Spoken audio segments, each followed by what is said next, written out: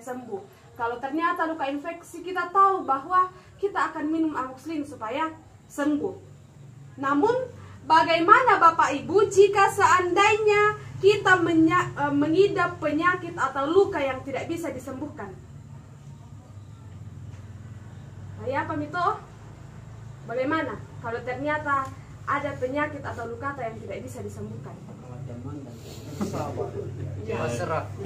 Pasrah. Lewat teman-teman.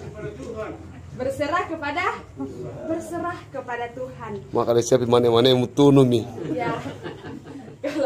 Kalau ditahu ya dibakar mie itu ayam yang dikandang supaya dimakan mie yang enak-enak dan lain sebagainya. Nah, Bapak Ibu yang sama dikasihi Tuhan, dalam pembacaan kita di ayat yang ke-12 dikatakan, sangat parah cederamu, lukamu tidak tersembuhkan, firman Tuhan Allah bagi umatnya melalui Yeremia. Jadi Bapak Ibu, ternyata kita mempunyai luka, ternyata kita mempunyai cedera yang tidak bisa disembuhkan, seperti ketika kita luka diobati pakai betadin, atau ketika luka dalam minum amoxicillin dan lain sebagainya. Ternyata ada penyakit, ada luka, ada cedera yang tidak bisa disembuhkan. Israel dalam pembacaan kita mengidap suatu luka yang tidak ada obatnya. Penyakit dan luka yang diidap oleh Israel adalah dosa. Jadi tanyaman daya itu luka yang mengeluarkan darah, luka infeksi yang disebut penyakit. Dosa juga adalah penyakit. Dosa juga adalah luka, cedera yang tidak bisa disembuhkan. Israel mengidap penyakit luka, yaitu dosa, dan ketidaksetiaannya kepada Allah kemudian mengakibatkan pembuangan ke Babel. Ketika mereka mengalami pembuangan ke Babel, meski mereka berteriak, meski mereka dalam luka, dalam cedera dan kepedihan itu, mereka tidak dapat keluar dari sana. Tapi apa yang mereka lakukan? Mereka berserah kepada Tuhan. Cedera itu tidak ada obatnya, kesembuhan tidak ada pada mereka. Jelas dalam ayat yang ke-13 tidak kita baca. Cedera itu tidak ada obatnya, kesembuhan bagi mereka tidaklah ada. Tentu ketika bangsa Israel ada dalam pembuangan, berita ini adalah sebuah kengerian bagi mereka. Karena ternyata mereka yang tidak setia, mereka yang hidup di bawah dosa, kemudian tidak bisa sembuh dan luka mereka sangat parah. Tapi mereka ternyata mempunyai harapan kepada belas kasihan Allah. Tadi di gereja, Pak Pendeta tadi bilang, di satu sisi Allah adalah adil, dan di sisi lain Allah adalah kasih.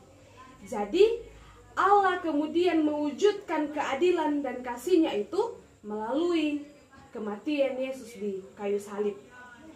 Bagaimanapun Allah, tetaplah Ia maha baik kepada kita. Bagaimanapun marahnya seperti ketika bangsa Israel harus dibuang ke Babel, tetapi pengampunan kebaikannya tetap dinyatakan kepada mereka.